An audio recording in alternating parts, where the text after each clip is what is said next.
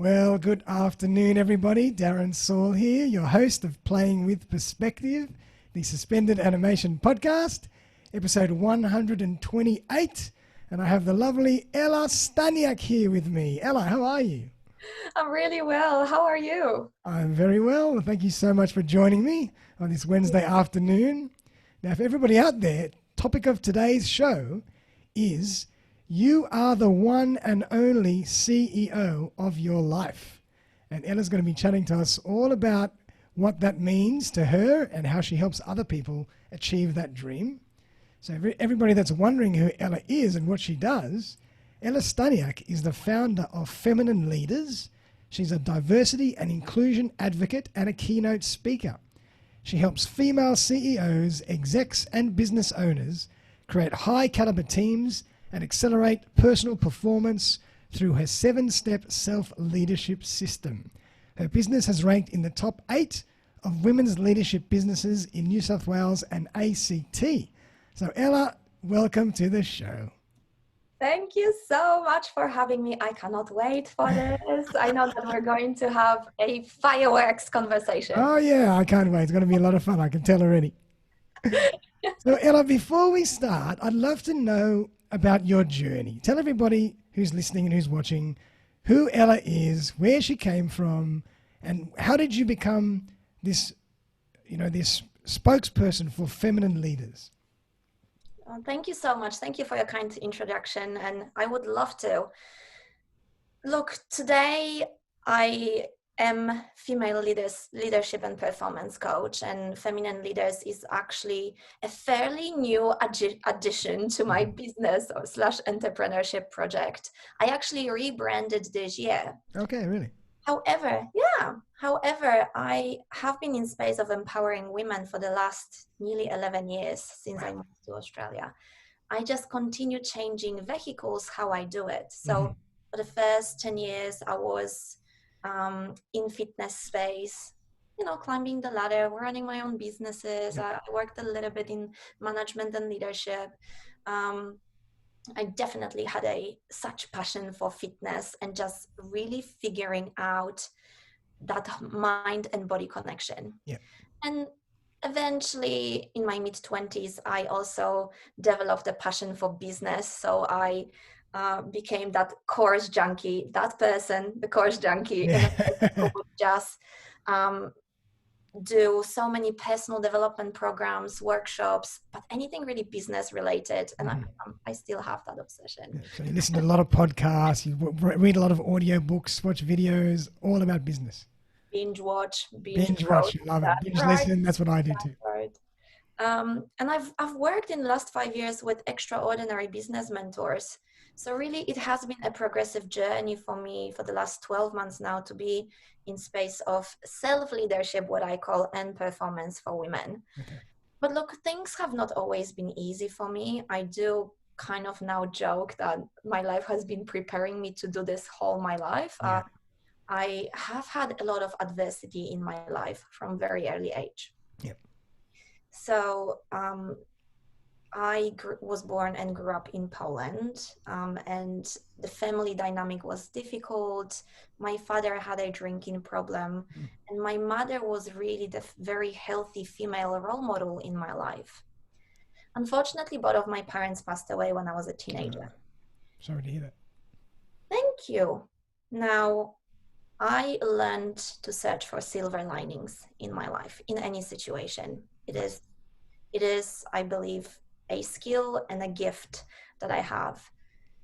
Look, I could experience my life on my own terms. So, of course, through series of making horrendous decisions and failing once and once again, time after time again, and just exploring and learning life and business and career and health, I now share those lessons, combining the studies which I've done of behavioral psychology, motivation, even intuitive coaching, hypnotherapy, neurolinguistic programming. Wow, you studied a lot.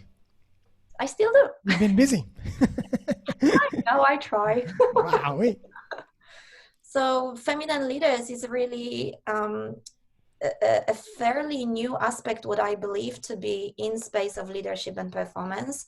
I purely shift leaders' focus from what is going on outside onto gaining internal resources to transform not only themselves, so the personal growth, but also their businesses and the workplaces. So we're talking professional growth too. Yeah. Okay. Fantastic. And obvious question, but why feminine leaders? What about men that need help? So I'll refer you to somebody else. Oh, no. Definitely not. Look, I do not say no to male clients. I'm all about diversity and inclusion in all dimensions of this phrase, right? It really comes down to, first of all, my upbringing, as I mentioned, having very healthy female role model, but also just watching my mother overcoming so many challenges in her career, in her relationship, and having really an opportunity to watch an unhealthy dynamic in a relationship in a very early age. I know that passion, even unconsciously for so many years, was developing within me. Yeah. Okay. Now, in my career, when I relocated to Australia, I naturally was drawn myself to coaching women, but also women were drawn to be doing coaching with me. So Ashley, definitely upbringing and that true passion and purpose to provide women with more resources and tools to step into their greatness, their power, and achieve their extraordinary performance in career and personal life. But also, I do believe that naturally we do have certain skills and talents that we are gifted with. Absolutely.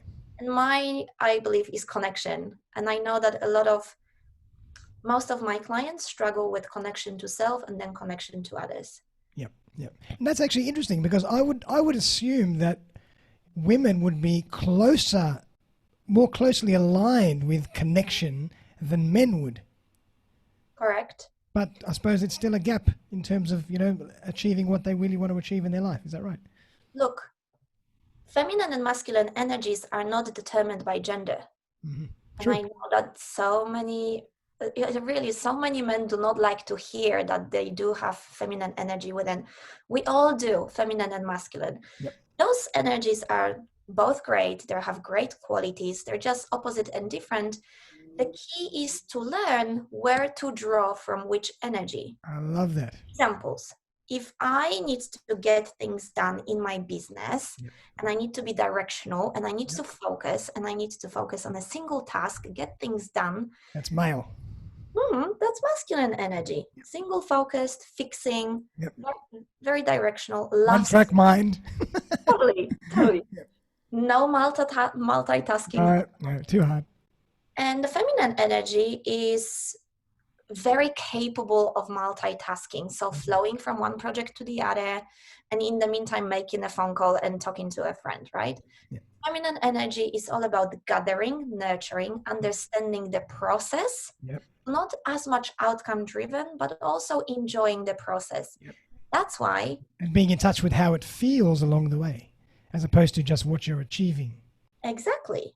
It's about the enjoyment of the process rather than just the achievement. That's why it is so important for women who want to have prosperous careers and are ambitious to know those differences just as much as men do, so we can really begin closing this ridiculous gap of having such male dominant industries and still have leadership space being male dominant in so many industries.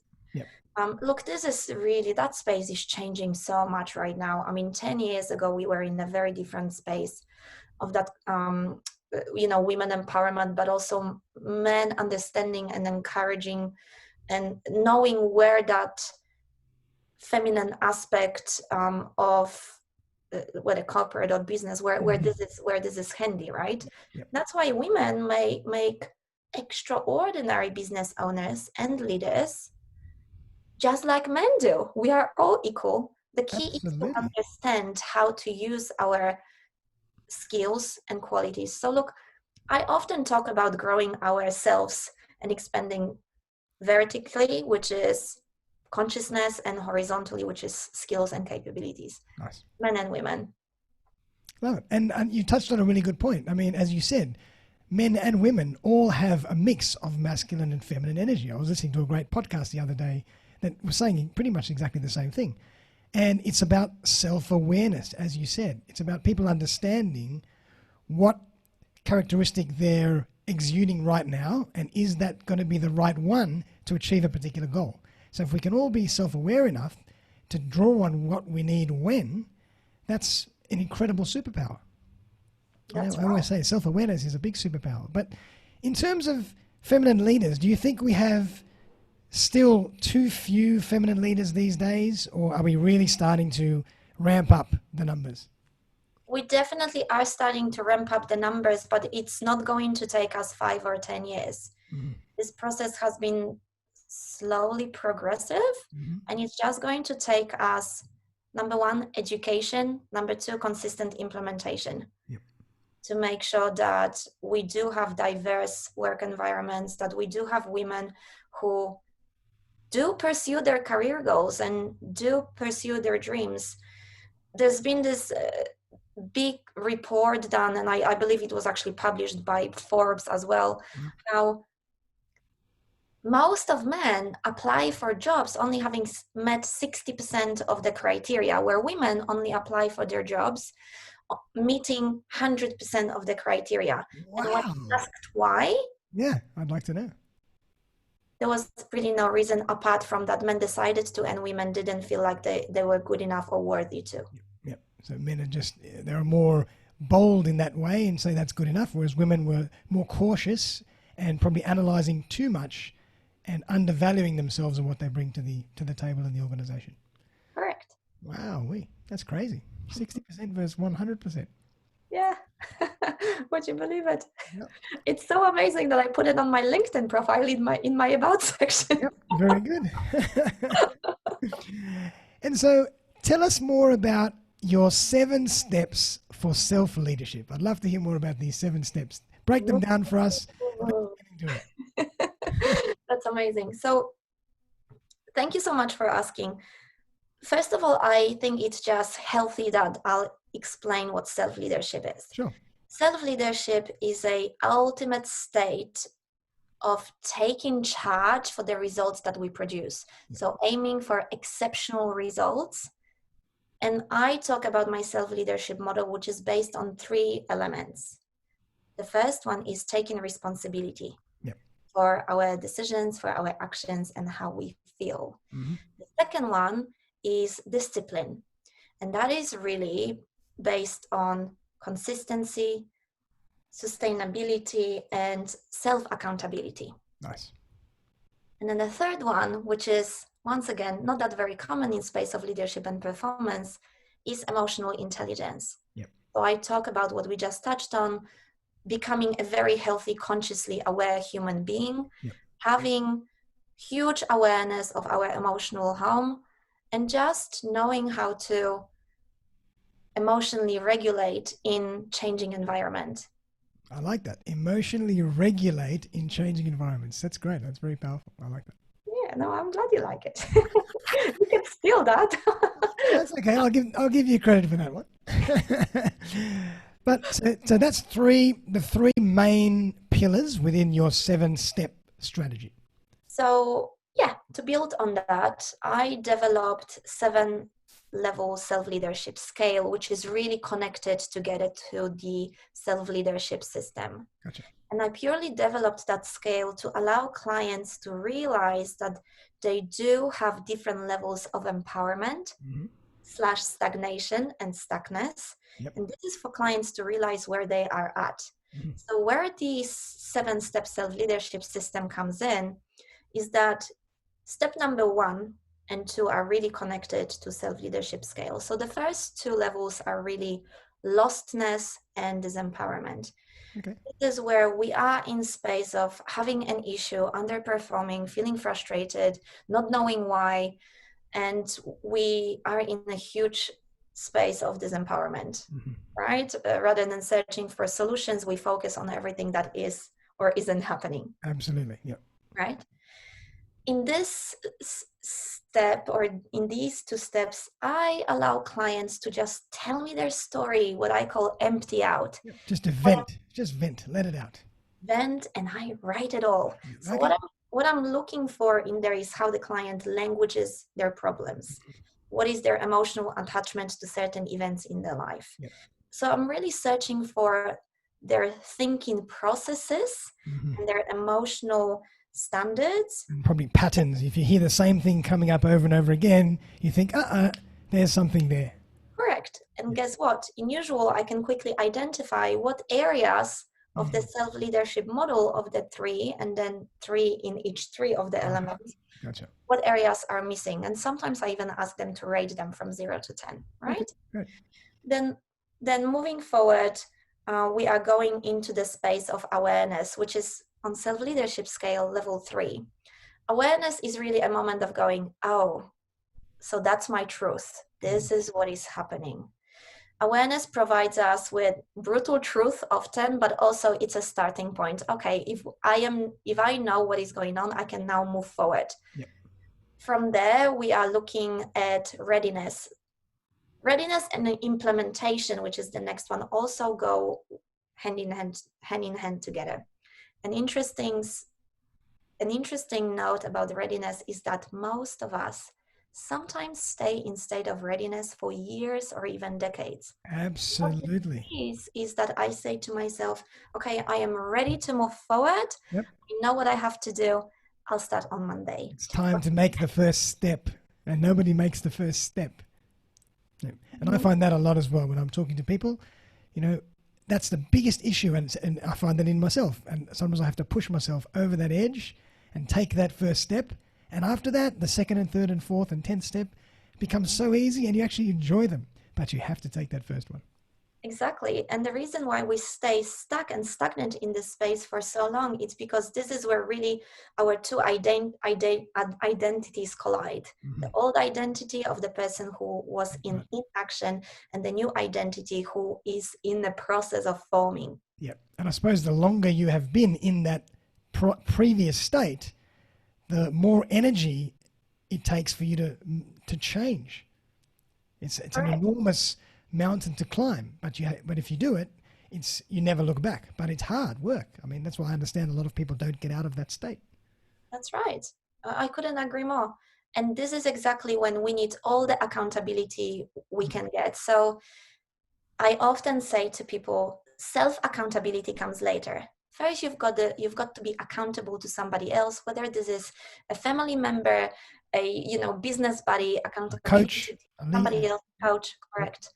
So I've noticed that in terms of the discipline is really polished in terms of sustainability, accountability, consistency in that sector between readiness and implementation. Definitely. And finally, level 6, we have empowerment, which is really purely a result of seeing certain results of actions that we are implementing.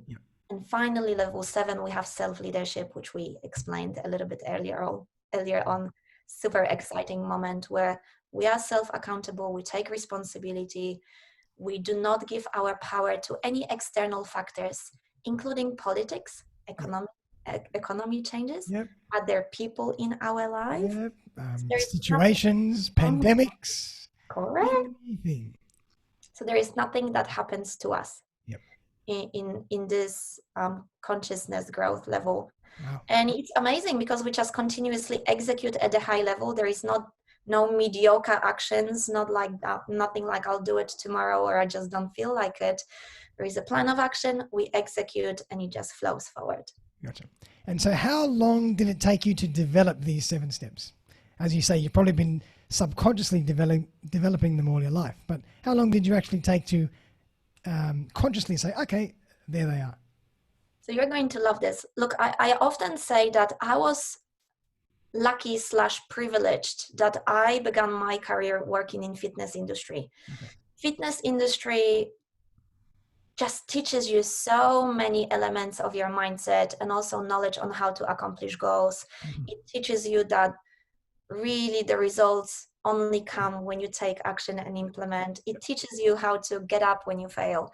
So yes, it has been, a preparation has been definitely an ongoing thing, but I am also very intuitive. So when I take my mind off the tasks and the masculine, Yep. and I just drop into my feminine and just Yep. begin doing what I love doing, Yep.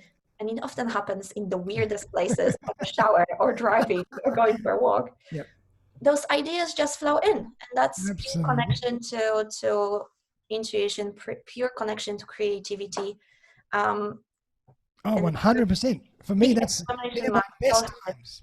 They're my best times when I know I can go for a drive, take a walk, listen to some music, and I know that I'm going to get something that'll just come to me. And I do that on purpose when I feel I need to find some information or get some creativity or inspiration. I do that on purpose and I just switch off because I know that something will come because that's when your subconscious mind is activated.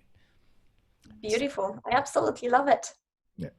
Love it. Good on you. It just shows how you have trained yourself to be able to be so aware and know what you need in order to progress. Hence your success. There you Oh, go. thank you very much. You're welcome. Awesome. So it was quite short period of time for you to actually articulate those 7 steps and put them into a process that you start actually coaching and using in your work. The actual 7-level self-leadership scale and then self-leadership model, I literally sat down Okay, very and drew good. circles on a piece of paper, and then I took the pen and I wrote it. And where do you Just like find? Oh usual. my God! There you These go. are my scribbles. Yeah, that's great. Now, where do you find most people need the most energy or the most push, as you mentioned? Is it level 3 to 4, where you need to be accountable and help them get over that edge? It really comes down to the fact that at the beginning of our, let's call it personal growth journey, Mm. so when we are quite unaware, we haven't really realized that the energy is always there, and that what it is, what we need is energy management and that self-mastery Yep. of energy, emotions, reality, and everything else. Yep. So I would say this, and that I'm going to base it on my personal experience and what I've experienced with clients. Good. We deplete our energy when we are unaware. What this means is that we do not often appreciate our internal resources, Mm-hmm. or we don't value ourselves enough, or we don't have enough self-belief to understand that the energy is always accessible to us. That's right. So to answer your question, I would say we deplete our energy easily without having an awareness that comes with being then developed and being, I'm talking about emotional and consciousness development. Totally true. And you know what? I would agree. I think that I like a lot of people I talk to and people that I've just been listening to their stories and all sorts of examples. But a lot of the time, success seems to really be just a mindset issue. As you mentioned, it's not, you don't have to study something in particular. You don't have to learn a particular skill. You don't have to drive the right car. You don't have to have the right suit. It's just a mindset shift. But that's the biggest and the most difficult shift to make. And a lot of people can be stuck forever in the wrong mindset shift. And as you say, that's really undervaluing or underutilizing the resources that you already have in you, ready to go. And you could be wasting them your whole life. We are all a product of our environment, and we do not know anything different than what we know until we learn something new. That's true. True. And coaches always say, you don't know what you don't know. Bingo. So if I have been living in a reality where I undervalue myself, where I believe that other people can, I cannot, that's just my normal, right? That's why it's then difficult for us. And look, I did that for most of my life. I lived in disempowerment for most of my life until I realized that it's just a state of mind. Yeah. And I can achieve whatever I want to achieve. And other people can, I can too, because there is no difference in our capabilities. If we have access to resources, we can. Yeah. But purely based on this, that we are unaware of our conditioning and how deeply it shapes our identity, this is it's really that the answer to your question is that it's just hard to shift the mindset when we don't know that the mindset can be shifted. And we Exactly. Or needs to be shifted. Yep. Mm. Yep. 100%. And I'm, speaking to a lot of coaches on the podcast, I've learned so much about how we can change our neural pathways. And, I wasn't aware of any of this before I started podcasting. I never really thought about things in those terms. But it just, it's almost like it's so simple. But in the old days, we used to say you can change your habit in 21 days or something. The science has probably changed that now. Might be different amount of time. But that's all it is. It's just forming a new habit, creating a new neural pathway, and we can all do it. So can I explain to you, because this is next level, super interesting. Can I Sure. explain to you what happens in our brain when we want Please do. improve habits? I actually did research on this to make sure that I got all the facts right for my TED talk that I did recently. Oh, nice. And I talked about diversity and inclusion, so I needed to include unconscious bias there too, right? So here's what happens. Our brain, every second of the day, creates rules to predict how our reality works. Yep. Right? And to probably to protect us, so we don't have to use too much energy analyzing a situation, because we base it on a situation that's happened before. Correct. So in order to predict how the world works, meaning to find meanings and explanations in everything that is going on around us, there is a production of noradrenaline, which is increased. And noradrenaline increases fluidity of the brain. Right. So the brain can become more plastic and create new rules and new regulations and understanding. But noradrenaline makes us feel edgy. That's right. That's a stress hormone. That's a fight-flight hormone. Correct. So not knowing the answers to certain questions, or not knowing what the outcome is of our goals, not knowing if we can, brings edginess towards us. So we move away from that discomfort. It's just, that's how us human beings are wired. We run away from change because it's painful and it's stressful and it's anxious. But if we walk through it, that's when we get the most benefit. Correct. I never thought that way. And the only that's why so many, again, coaches talk about, if you feel discomfort, stay in it, don't fight it, just move forward, stay on path. But really, from neurological point of view, your brain is literally just searching for the answers, because we must know meanings to our reality. I love it. And so when we're in that state, our brain is literally creating new neural pathways through that process. And so that's a good thing from that point of view. I said that to the client the other day. So next time when you feel edgy because you feel uncertainty, just do a silly face in the mirror, like, like, oh, my brain is just a little bit more plastic. So I'm going to stay here and see what outcome I can achieve. Fantastic. I love that. I'm going to remember that. That's fantastic. That's going to be the best moment of this podcast. You can so flip off the face. Because everybody, as soon as we run into a wall and we feel anxious and stressed about it, we just pull back. It's a natural reaction, because our body and our mind wants to protect ourselves. So we have to find a way to go forward. Maybe it's a sidestep or something, but to continue to create new neural pathways. And I found that myself. Every time I'm doing something and I realize, that's too hard, it's stressful. And then a week later, after I've been doing it, saying that was easy, that was nothing. That was so simple, and what a difference I've made. Look how far I've come. So it's fascinating. Beautiful. I never really thought of it that way, but that's great. Yeah, I'm glad that I could help. And when you really think about it, there are people who completely, get hooked on that sense of uncertainty and adrenaline. And adrenaline junkies, yeah. Right, and do it on a regular basis to actually get the hit, right? Yeah. And that's why in space of business, performance, leadership, it's really finding comfort, knowing that discomfort is okay and it's just a part of the process, that allows people to create sustainable results and not give in and not become sour or become a person who they are not very happy with being. So true. Love that. Wow. I mean, it just goes to show you, like, the more fluid you are in how you live your life to a degree, and how you think about things, the better it will serve you in business as well, because you're training yourself to create neural pathways everywhere you go. Correct. And learn and grow.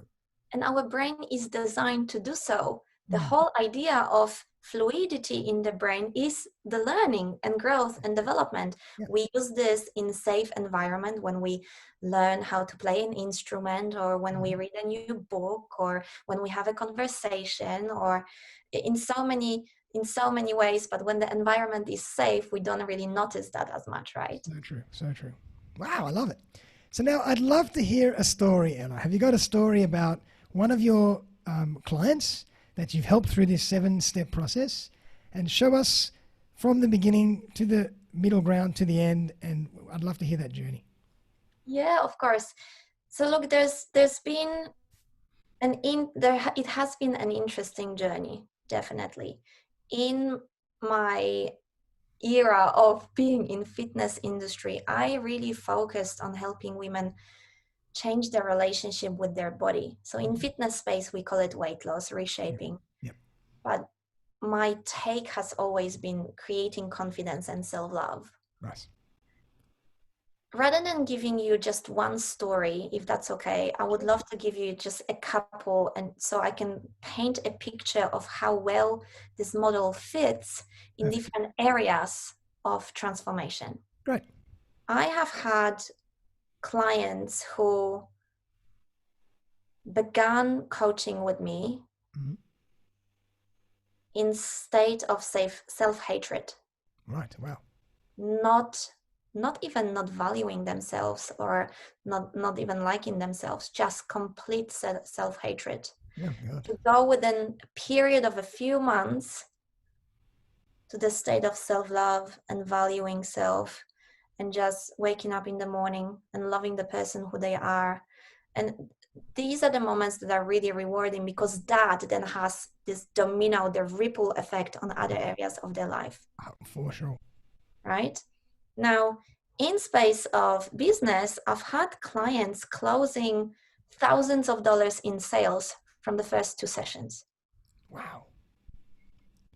Again, Because they trained themselves to slightly think in a different way, and maybe look at a problem in a different way and find a different solution. correct. Simply shifting from I can't, I haven't yet, then going, oh, How can I? how can I not? Like it's just numbers game, right? Yeah. And I have had clients, that's really interesting. I have had clients, and that's not just in the last 12 months, but I have had clients who really managed to either completely dissolve or reduce the effects of certain chronic conditions like anxiety, PTSD, etc., even chronic pain, which is super Wow. interesting. Yep. Wow. I've spoken to someone about that as well on the podcast that deals with chronic pain, and the link between the mind and the body with regards to chronic pain. What happens is, with chronic pain and any other problems that we are facing, when we focus on the problem, which is so easy, we focus on the problem, and the problem is present in the nervous system. Yep. That's why I moved away from trying to fix people's problems when they came to me to fix their problem, and I focused on creating new neural pathways, creating new reality, creating new identity, creating new habits, Creating new lifestyles. Yep. Creating new choices. Yep. and then suddenly that new person doesn't have the same pre-existing conditions that they had. They actually are the same person, and they have the same body. They just have a different relationship with their body. That's right. And a different relationship with their mind. Uh-huh.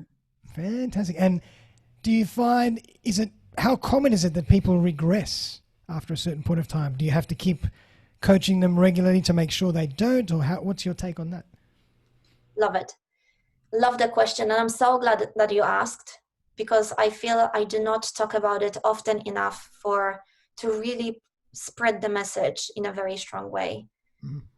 When I began running my online coaching business, I only ran short-term programs. Mm-hmm. And at first I thought, oh my gosh, because the feedback was incredible. 6 weeks or 8 weeks program. We're excited, we're pumped. Let's take on the world. We're going to kill it. Great. And just like how it happens in business, some of these women would stay for another 6-8 weeks, but some of them wouldn't. And those women who continuously stayed coaching with me ongoingly continued progressing, continued achieving great results. But those women who didn't, the reality is that they struggled to be self-accountable, Yep. struggled with creating sustainable results.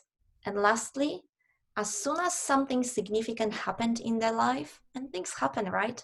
Loss, illness, high stress, Yep. change of jobs, COVID, Yep.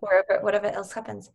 You In just those flick times back. of high stress, that's right, in high stress, we regress to our old identity because it's safe, it's comfortable, the brain knows it. That's right. And we've been, because it's been part of us for so many years, and the new identity has only been short term with us, so we easily regress to that old That's right. personality. That's right. That's why this year I decided to glue and merge my shorter programs together, and I now only coach women for 6 months plus. So it's a minimum of 6 Great. months. And do you have people that have been with you for 5, 10 years? In personal training space, I've had clients until last year when I found out I was pregnant and that I was no longer going to do personal training. Some of those clients who are now great friends, they were with me for 7 years. Yeah, amazing. I mean, it kind of makes sense to me. It's like maybe, depending on how long we've lived in a particular state or lived with a particular state or personality, that the longer we stay with a coach, that allows us to really cement that new way of thinking and way of living forever. But it has to be, what's the word? I think in science they use it has to be locked in or embedded in.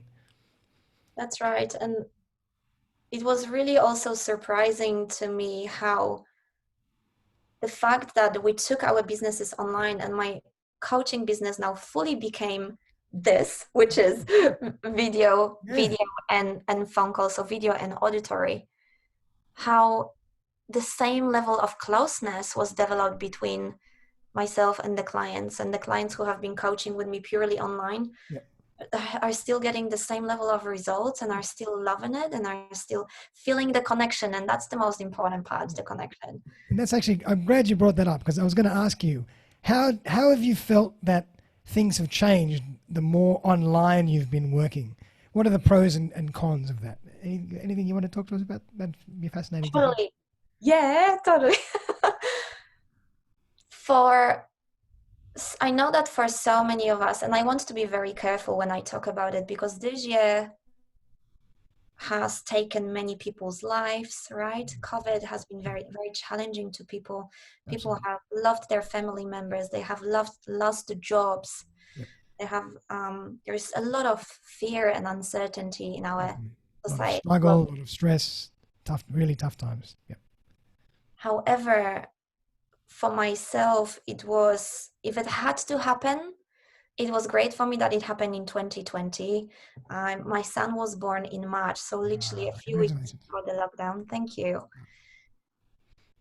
And I know that in the past, I would be just putting so much pressure on myself, trying to get from one place to the other. When do I get back to work? Yep. And with him, I never really stopped coaching. Yeah. So between my husband and I and our family and friends who are helping me, of course, to look after my son. So he's not with us right now, which is great. All I can say is your son, listening to you all day long, he must be a Superman already. His neural pathways are so fluid. He's like on fire. That's right. Hopefully. Started them early, right? Oh, yeah.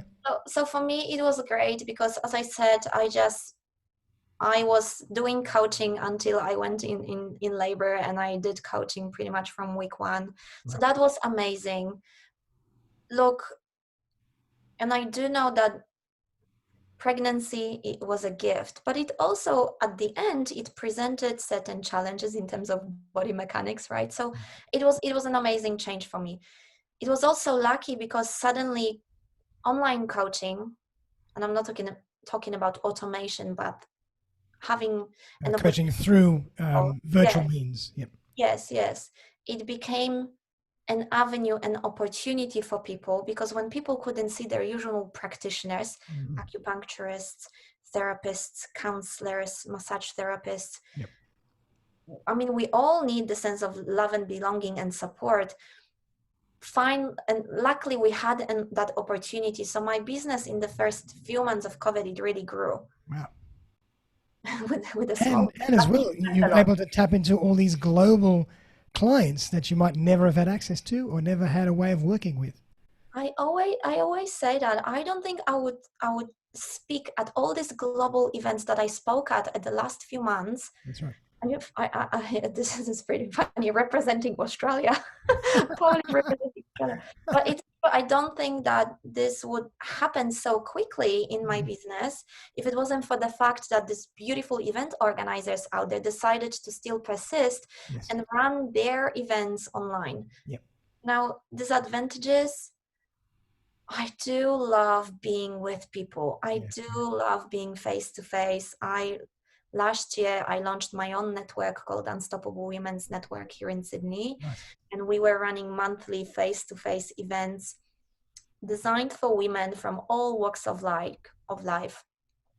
Women from diverse backgrounds to just find space of inspiration, motivation. We had great guest speakers, experts in various fields to come in and do talks and give away gifts. So that was great. And I definitely just miss that. I miss human connection. Yeah, definitely. I can see that. I mean, I'm the same. I'm always doing a lot of stuff this way. But when I get a chance to go out and meet some people face to face, maybe at a network meeting, it's a whole new level of energy. That's right. That drives me. I thrive on that. Yeah, same. Well, here are two extroverts probably talking to each other. Well, that's sensational, Ela. So tell us more about how you actually work with people. Is there a structure to how you onboard a new client, or how you discover whether a new client's going to be a good fit for you, et cetera, et cetera? That's right. Social media makes it very easy for us to really have very easy pathway of selection. So clients come, I'm sure you find it the same way. Clients come to us already having stalked us on social media. So right. usual, you don't need a business card anymore. People have got way more than your business card before they even meet you. That's right.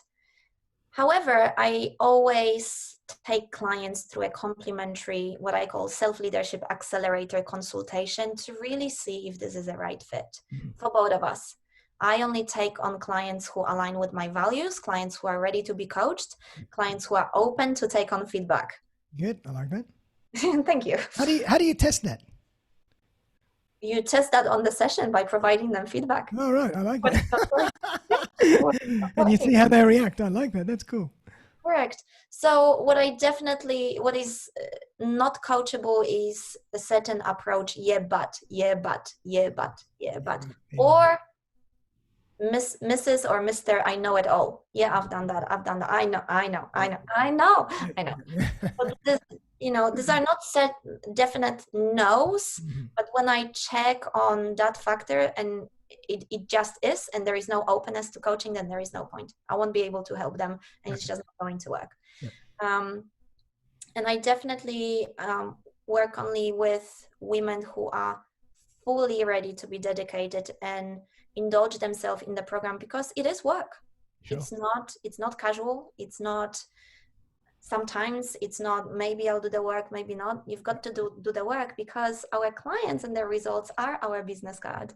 And are your sessions always with you face to face via Zoom, or are they pre-recorded as well, a combination of both? No, it's always one-on-one with you, or in a group session?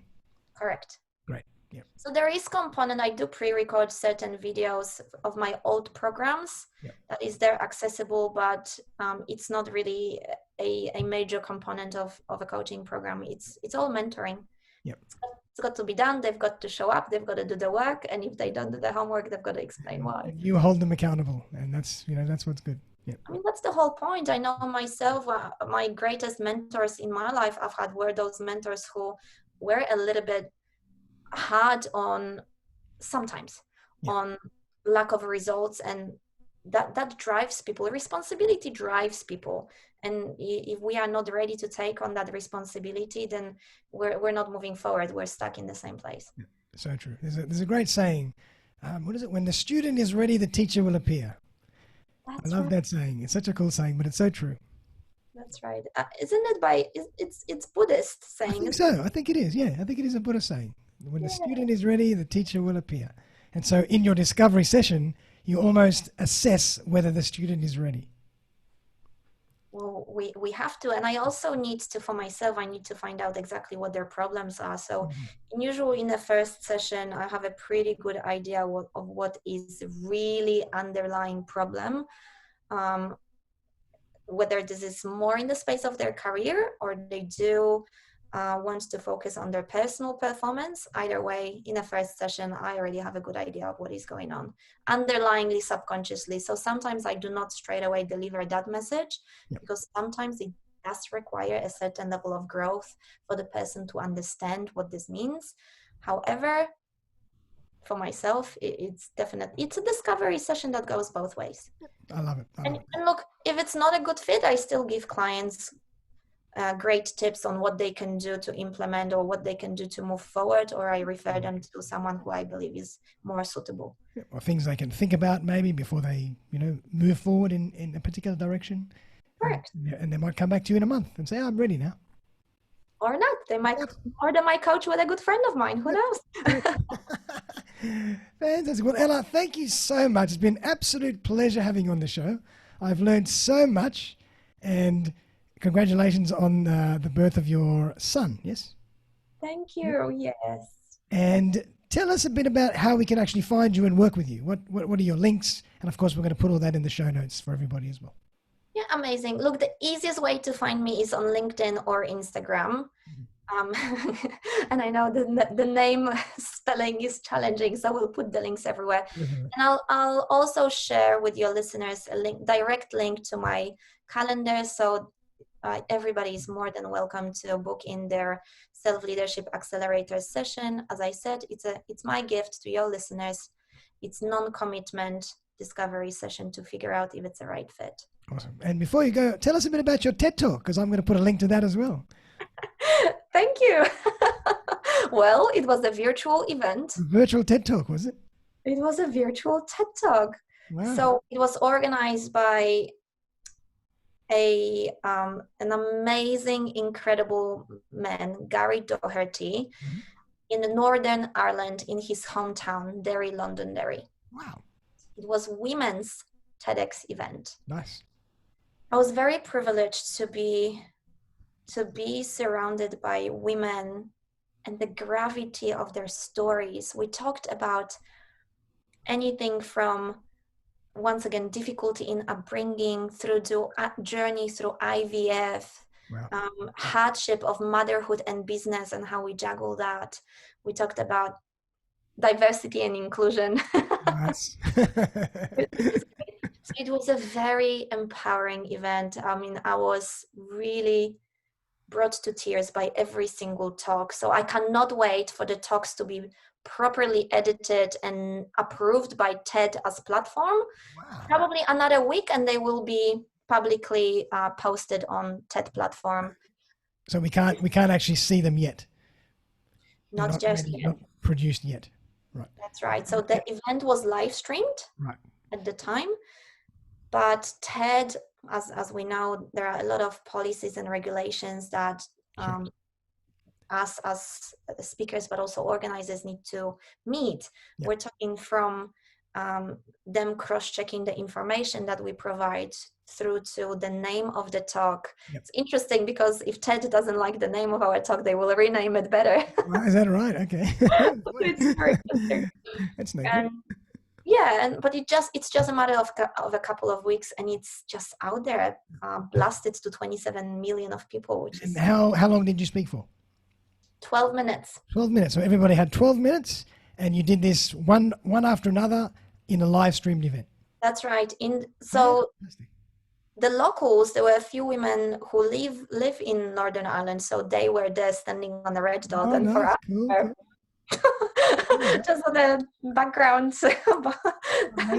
background. But what an experience! It was a dream come true. It's been a dream of mine for a long time now, and I mean, I've always envisioned that I would be standing on a stage, but hey, how amazing is the world is changing. Wow, I'm honored to be in the presence of a TEDx speaker, or TED speaker, not even a TEDx speaker, a TED speaker. Oh, stop. But what we'll do, make sure you give us the link. So in a week when it's ready, I'll put it in the show notes. So everybody that's watching and listening here, feel free to come back in a week check it out, and you'll find the link back to Ella's TED Talk in overseas in Ireland, which will be sensational. Thank you so much. I would really appreciate that. The talk can definitely help those people who have experienced adversity in their life and possibly haven't managed to make peace with it. Mm-hmm. And the talk is really great also for those people who are wanting to find out more about what we talked about today, which is where our beliefs come from and what do we really need in order to move forward in our society and have inclusive and diverse society where we all live in peace. Beautiful. What a beautiful message to finish off with. Now, Ella, anything you want to leave us with at the end? I pretty much covered everything.